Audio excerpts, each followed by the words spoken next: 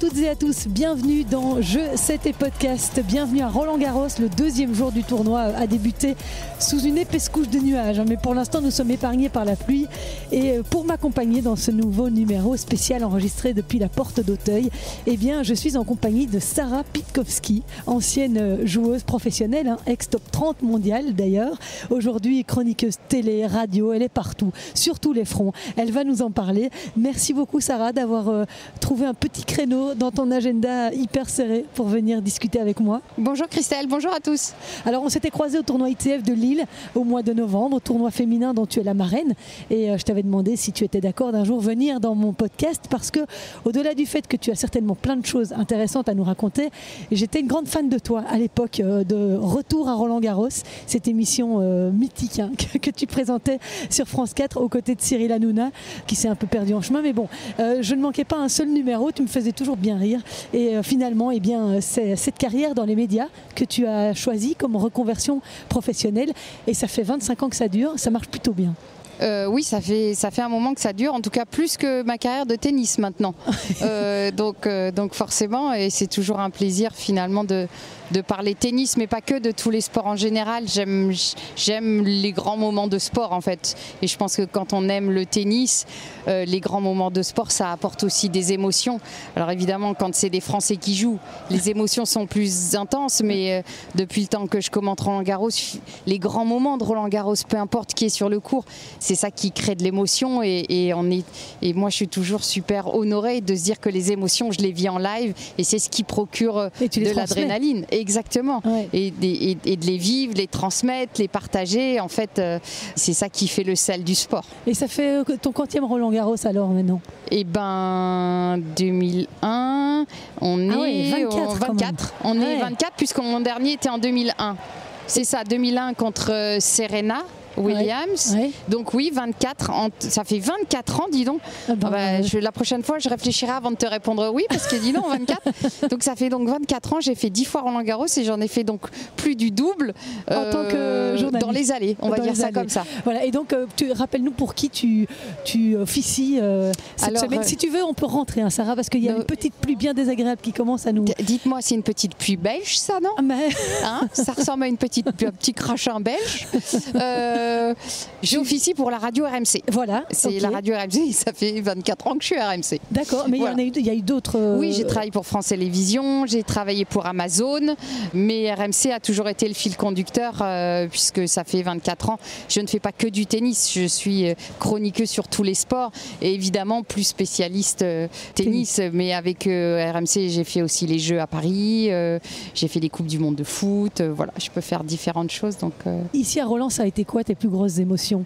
On en a vécu une pas mal il y a 2 jours là, avec Rafa qui a fait ses adieux. Non, mais sincèrement, il y en a même qui disent bon, ça y est, on peut se retrouver dimanche 8 juin pour la finale homme, ça y est, on en a pris plein les yeux pour le 14 jours.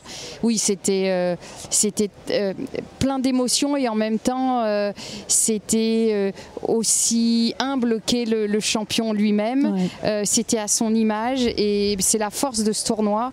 Je crois que ce tournoi sait honorer ses champions, qu'ils soient français ou non, et ça a souvent été salué par les autres tournois. Ouais. Moi, j'ai travaillé à la FFT quand on a fait les hommages pour Joe Wilfried Tsonga, ouais. Et j'étais la directrice de la communication, et on a travaillé pendant 4 mois dessus, et j'ai vu comment les équipes travaillaient, j'ai vu le soin qu'on prend, et il y a un vrai savoir-faire ici sur ce tournoi de Roland-Garros. Alors il y a Nadal, mais on a aussi des au revoir du côté français, oui, avec Caroline Garcia, ce sera aussi le dernier de Richard Gasquet, ouais. Donc c'est un peu le tournoi des au revoir, dites donc. Oui, il y a Stan qui a aussi... oui, mais il y a Stan, bien sûr, qui a dit... Il n'a pas dit officiellement, mais non, mais comme il le dit, s'il n'arrive pas à retrouver un niveau de jeu, il ne sollicitera pas une wildcard, et c'est tout à son honneur, et il sait aussi. Donc oui, c'est vrai que c'est un peu c'est un peu le tournoi des au revoir, quand même. Ouais. En tout cas, c'était très réussi, cet hommage à Rafa. Je ne sais pas si toi, tu as réussi à retenir tes petites larmes. Ah non, mais moi pas. Non, absolument. Quand Andy Murray, Roger Federer et Novak Djokovic Djokovic sont rentrés sur le court, j'ai les yeux qui se sont mouillés. Ouais. Enfin voilà, c'est de se dire mais on vit un moment qui est unique. Ouais. Voilà, c'est un moment suspendu de ce qui s'est fait de mieux dans le tennis, en tout cas de mon vivant. Ouais. J'ai moins vu les McEnroe, les Connors. J'étais petite, mais moi mes grandes émotions, c'est ces gens-là qui me les ont données, quoi. Donc dire que voilà, il va falloir passer vraiment à autre chose. Ouais, et ça c'est compliqué hein, quand il laisse un vide. Hein, oui. Tu as eu l'occasion de le commenter, de le rencontrer Rencontrer non, mais commenter oui, bien sûr. Et puis même quand vous le croisez dans le Player Lounge, dans les espaces, il y a toujours un bonjour. Je disais quelque chose sur qu'Alizé Cornet disait sur Rafael Nadal et je dis mais c'est exactement ça. Plus il gagnait, plus il était humble. Oui. Et c'est exactement ça. C'est vrai. Cet homme est un exemple du sportif idéal. Voilà. Ouais, et la conférence de presse qu'il a donnée juste après a duré au moins 1 heure. Il a répondu à tout le monde. Bon, après, il a fallu quand même stopper parce que je pense que les journalistes ils voulaient plus partir. Ils voulaient plus partir. Il a fait un selfie avec tout le monde à la fin. Enfin, vraiment, c'est adorable. Est-ce que tu vois Carlos Alcaraz comme on parle toujours de son successeur, on le compare beaucoup à lui. Est-ce que tu es du même avis Alors, par facilité, on fait les comparaisons. Et je pense que c'est très difficile pour lui aussi de supporter cette comparaison. Parce qu'il faut savoir que son premier tournoi du Grand Chelem remporté, c'est l'US Open. C'est pas dans l'absolu le joueur sur terre battue idéal comme Nadal l'était. Finalement, il est plus multi-surface que Nadal. Nadal l'est devenu au fil de sa carrière. Alcaraz montre des aptitudes sur le multi-surface dès le début. Et puis Alcaraz, finalement, se retrouve projeté dans un monde médiatique au début de sa carrière, ce qui n'était pas Nadal il y a 20 ans. Oui. Donc en fait, vous êtes exposé à longueur de temps. Il y a déjà des reportages sur lui, des documentaires où on découvre soi-disant que c'est quelqu'un qui aime sortir et qui s'entraîne pas toujours à 100%. Et donc en fait, on juge, on porte des jugements. Et je trouve que c'est plus difficile pour lui aujourd'hui. Oui. Ce sera plus difficile pour lui finalement d'échapper aux sirènes de tout ce qui se fait autour du tennis. Oui. Je pense que c'est plus difficile. Après, on a eu des discussions à RMC en disant mais donc Sinner, Alcaraz, est-ce qu'ils vont arriver plus vite que l'ancienne génération à 14-15 titres, parce que quand Pete Sampras fait 14 titres du Grand Chelem, on dit jamais on aura un champion qui va gagner plus de 14 titres. Djokovic l'a juste explosé, on est à 24. Et donc on se disait mais donc est-ce qu'ils vont tenir jusque là? Et puis quand on regarde finalement sur les 3 dernières années, ils en ont déjà 7 à eux deux, Sinner et Alcaraz. Mais ils sont que 2 aujourd'hui dans le top 10. Alors je mets Djokovic de côté, mais dans le top, mis à part Djokovic dans le top 10, il n'y en a que 2 qui ont remporté des grands chelems. Donc s'ils sont que 2, et ils vont se partager plus facilement les grands chelems, donc peut-être qu'ils vont arriver plus vite que leurs prédécesseurs à 10-15 grands chelems. La question se pose de savoir est-ce qu'il va y avoir des joueurs qui vont être capables de venir leur chipper ces titres du Grand Chelem.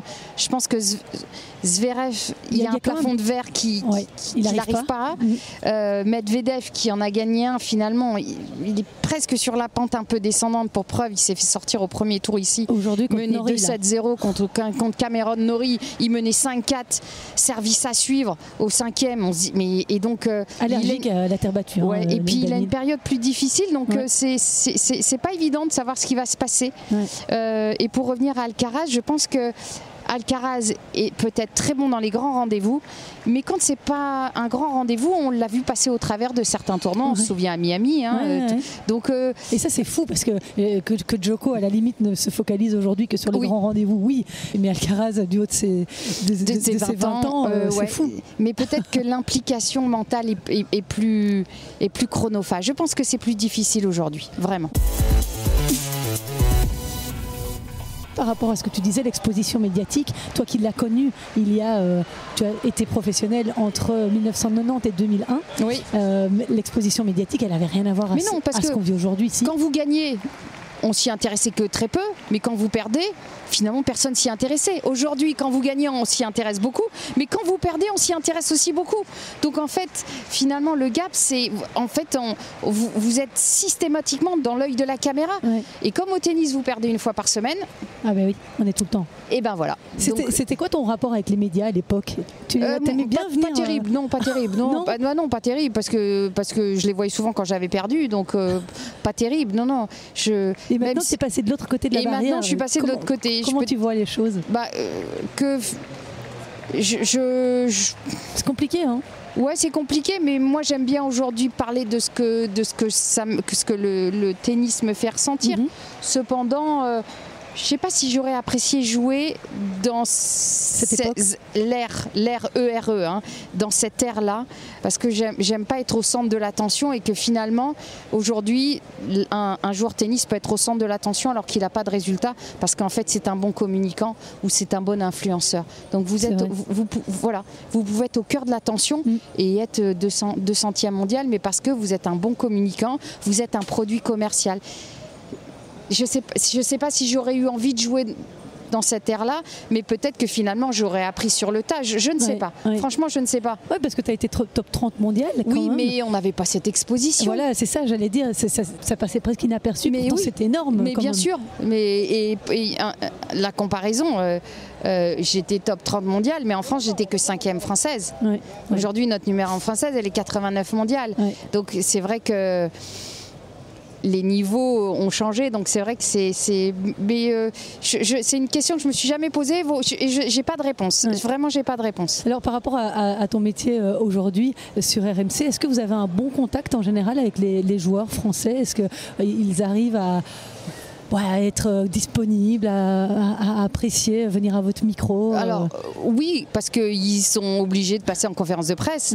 Mais après, aujourd'hui, quand ils ont une annonce à faire, ils ne vous appellent pas pour vous la donner. Ils l'annoncent sur leurs réseaux sociaux. C'est sûr. Donc en fait, les codes ont changé.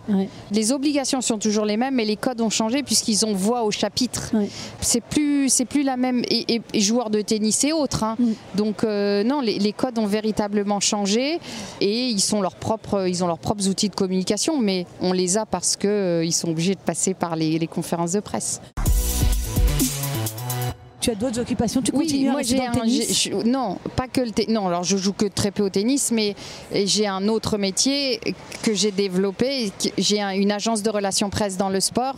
Et grâce à cette agence de relations presse, finalement, je travaille dans plein d'autres sports. Et c'est ça qui est très intéressant, c'est de pouvoir avoir après... Et je pense qu'on a un regard plus critique sur son sport, sur ses athlètes, sur son univers. Je travaille que ce soit dans le rugby, dans le foot, dans le cheval, dans le golf, dans le tir à l'arc, sur les Jeux Olympiques. Et donc en fait ça permet de voir plein d'univers sportifs différents et c'est très enrichissant en fait. C'est très enrichissant. Et lesquels tu préfères comme sport? En fait, c'est pas tant le sport, c'est les grands événements. C'est les grands événements. Alors là, on vient d'en vivre un. Les JO, ça a dû être ton. Les JO, c'est juste incroyable, mais je vais m'enflammer pour le PSG aussi. Et puis, quand il va y avoir une médaille d'or avec les frères Lebrun pour le tennis de table. En fait, finalement, peu importe, c'est là que le sport te procure de l'adrénaline en live. Qu'est-ce qui te procure au dos? Et puis, il y a cette fierté. Je suis tout le temps derrière les équipes de France. Je sais pas, une équipe de France de hand, de basket, quand l'équipe de basket 3-3 est en finale et dernier panier, ils le perdent. Enfin, tu vibres. Voilà, donc tout est au même niveau en fait. Et en tant que femme, tu as l'impression d'avoir ta place? Tu arrives à trouver ta place? Je pense que ça a évolué. Alors au début, quand je suis arrivée, non pas du tout. Hein, on était dans le rôle de potiche, on va pas se mentir. Et puis après, quand c'était la consultante, on lui laissait un peu de place parce qu'a priori, on en savait quand même un peu plus techniquement que le journaliste. Et ce qui a énormément évolué, par exemple dans le tennis aujourd'hui, c'est qu'une ancienne joueuse peut commenter des matchs d'hommes. Quand j'ai commencé à commenter, mais jamais il aurait été envisagé que je commente un match d'hommes. J'ai été consultante pour Eurosport pendant 10 ans. Et j'ai pas commenté un match d'hommes, jamais de la vie. En foot, c'est toujours comme ça. En foot, il n'y a pas de femmes qui commentent le foot. Un petit peu plus. Si, tu as Laure Boulot qui commande du foot et puis tu as des journalistes de terrain. En Belgique, pas en tout cas. Enfin, si. Ouais, mais on a toujours été en avance, nous. Il y en a qui sont à l'antenne, mais pas commenter des matchs. Si, nous, on en a. On a une petite avance. Bon, on a du retard sur plein d'autres trucs, mais on a un petit peu d'avance là-dessus. Mais ça a évolué les dernières années. Mais en tout cas, moi, depuis quand j'ai commencé, c'était inenvisageable. Et donc, on va dire, j'ai commencé à commenter sur Eurosport 2001-2011, j'ai fait 10 ans. j'ai pas commenté un match d'hommes. Alors qu'après, petit à petit, ça s'est fait. Et quand j'ai travaillé pour Amazon, oui, j'ai commenté des matchs d'hommes. Du double homme, du double femme. Enfin, ça avait peu d'importance. Mais donc, comme quoi, ça évolue. Ça évolue énormément. C'est une très bonne chose. Tes souvenirs de ta première carrière, tu en as? Est-ce que tu y repenses souvent? Tu es nostalgique de cette époque où tu étais championne? Alors, je ne suis pas nostalgique et les souvenirs sont en train de s'effacer petit à petit. En fait, ça va être une musique, ça va être une odeur, ça va être un mot. Mais si toute seule, les souvenirs commencent petit à petit. Ah oui? Ouais, petit à petit, je sais. Et en fait, ce qui me perturbe, c'est que parfois, je me souviens plus si j'ai commenté ou si j'ai joué le tournoi. J'ai un doute. Je ne sais plus si j'étais sur site, je sais où j'ai été, mais je ne sais plus si effectivement, par exemple, une finale de Roland-Garros, mais est-ce que je l'ai commenté cette finale ou est-ce que je l'ai vécue parce que j'étais encore joueuse? Ça commence à se mélanger un petit peu. Il veut dire qu'il faut que je regarde, il faut que j'aille taper pour vérifier. Voilà. Oui, et tu t'es hissée en plus à 4 reprises au 3e tour d'un tournoi du Grand Chelem. Ah non, pas à Roland.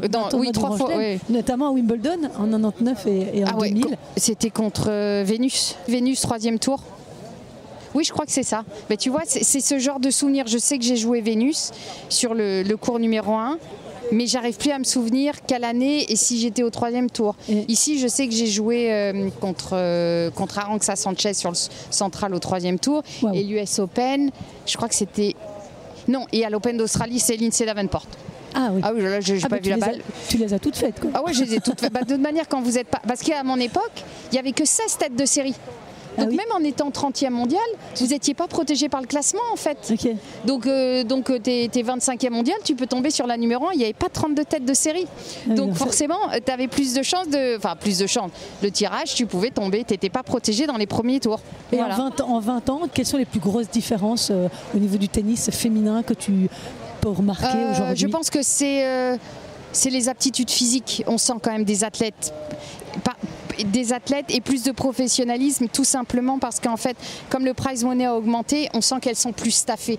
Ah oui, à partir du moment où on a plus de prize money, donc on peut s'encadrer. Donc les joueuses ont un coach, le préparateur physique ou quelqu'un de la famille en plus. Nous, on n'avait pas les moyens de ça. Il fallait déjà, si on pouvait avoir notre coach sur tous les tournois, c'était déjà un luxe où on le partageait. Donc en fait, on sent plus de professionnalisme.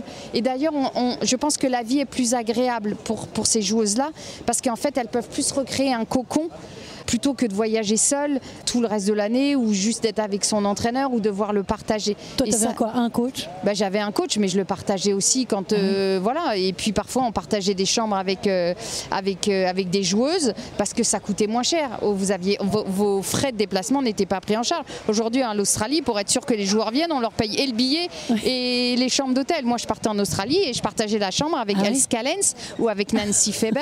Avec des Belges, donc. Mais oui, oui, parce qu'on parlait la même langue, donc j'étais assez proche des Belges. Ah oui, donc Els Callens par exemple? Je me souviens, on partageait la chambre, je pense que c'était à Hobart.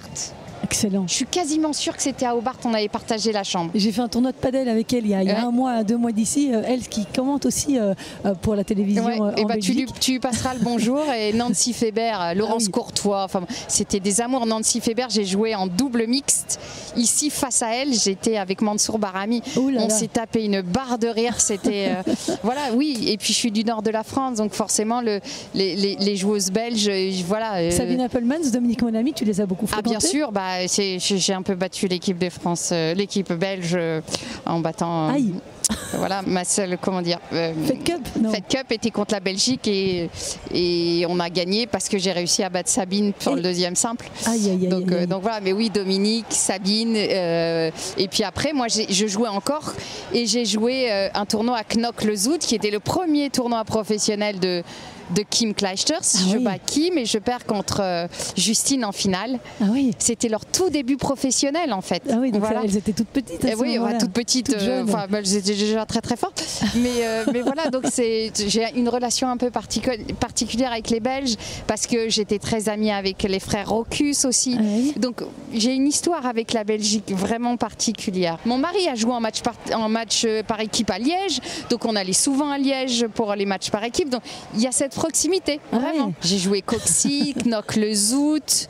Mes premiers $10 000 étaient en Belgique. Et puis il y a eu le tournoi d'Anvers aussi, qui est un très gros tournoi féminin. Absolument, où on gagnait la raquette de diamant. Je crois que Amélie... C'est Vénus qui l'a gagné. Oui, mais je crois qu'Amélie Mauresmo aussi. Ah, c'est possible. À vérifier. Oui, parce que la raquette, on l'a gagnée que quand on avait gagné 3 fois en 5 ans. Amélie l'avait fait? Mais j'ai un doute, mais il me semble. On est à Roland-Garros, donc on va quand même évoquer le tennis français. Je sais que vous placez quand même pas mal d'espoir en Arthur Fils notamment. Hein. Il a été convaincant hier, il a remporté son premier match sur un cours sur le Suzanne Lenglen, absolument. Face à Nicolas Jarry. Ouais. Tu le vois avoir les épaules assez solides pour aller en deuxième semaine? En tout cas, tout ce qu'il démontre ces derniers temps sur les différents tournois, il a perdu que contre Alcaraz et contre Sinner, donc il a enchaîné quand même pas mal de victoires sur terre. Il a été il est à 3 points du match de battre Alcaraz à Monte-Carlo, c'est pas anodin. Et ce qu'il a démontré pour une entrée en matière, parce qu'en fait il faut l'assumer, le statut, numéro 1 français, 14 mondial, on est là déjà en train de le voir sur Sinner en 8e, donc on met un peu la charrue avant les bœufs, et de ce qu'il a démontré hier montre qu'il semble avoir le caractère pour supporter ça, et c'est plutôt de bon augure. Et puis je trouve que c'est bien qu'il ait démarré plutôt sur le Suzanne, parce que le central est quand même très impressionnant en termes de dimension du cours. Il faut vraiment l'appréhender, et quand tu n'as jamais gagné un match à Roland, ce qui était le cas, il faut emmagasiner un peu d'expérience, et ça a été plutôt malin de la direction. Je pense que ça a été réfléchi ensemble, qui ne joue pas tout de suite sur le central, qui prennent ses marques, mais effectivement il y a beaucoup d'attentes, et il a le tennis pour, il a le charisme pour, il a les ingrédients. Après il se passe plein de choses dans une carrière, mais en tout cas il a les ingrédients pour rentrer dans le top 10, alors sans aucun problème, pour qu'on le voit en deuxième semaine aussi. Après, c'est encore une autre histoire. Et en tant que média, vous avez l'occasion de le protéger un petit peu parce que c'est compliqué. Je pense que tu es jeté dans la fosse au lion à longueur de temps. C'est à lui de se protéger, c'est à lui de trouver les moyens de rester dans une forme de bulle, d'avoir un cercle de gens qui peuvent lui sortir un peu la tête de son tennis, mais non, c'est ce que je disais au début, c'est vraiment pas évident. Je pense que c'est pas facile d'être hermétique aux attentes, à ce qu'on pense de vous, c'est difficile. Et au niveau féminin, on a Varvara Gracheva.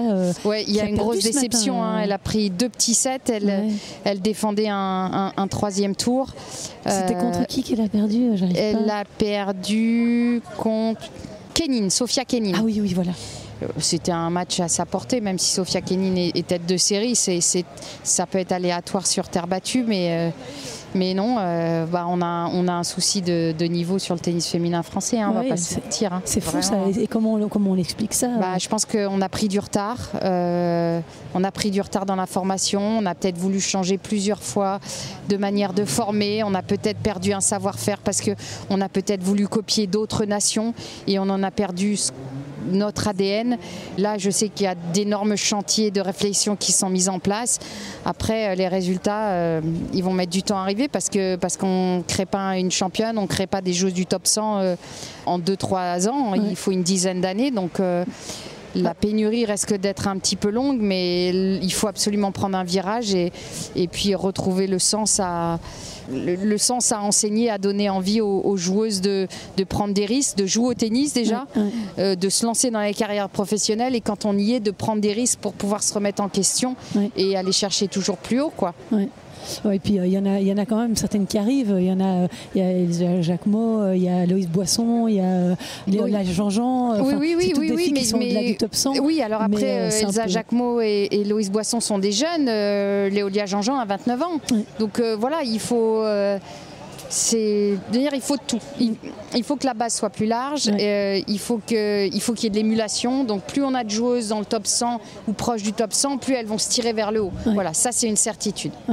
Je vais te laisser aller, Sarah. Je te remercie beaucoup d'avoir bravé la pluie et le froid. Et le froid du Grand Nord. Pour venir ici. Et puis je te souhaite un bon Roland-Garros. Toi aussi. Et je souhaite à tous tes auditeurs un bon Roland-Garros aussi. C'est gentil. Et quand tu viens en Belgique, n'hésite pas, si tu as envie de tester des bières ou de oui, de manger des frites. Non, mais il n'y a pas de problème. Tu sais où me trouver. Et puis, si vous voulez écouter Sarah Pitkowski, maintenant, RMC c'est RMC tout le temps. Voilà. Et c'est partout RMC. C'est la radio du sport. Je peux le dire ou pas? C'est la radio du sport. Tu peux le dire autant que tu veux, puisque bon, mes amis belges médias seront peut-être pas contents, mais voilà, tu m'as fait le plaisir de venir à mon micro. Tu peux bien faire ça. Très bien. Merci Christelle. Merci à tous. Au revoir.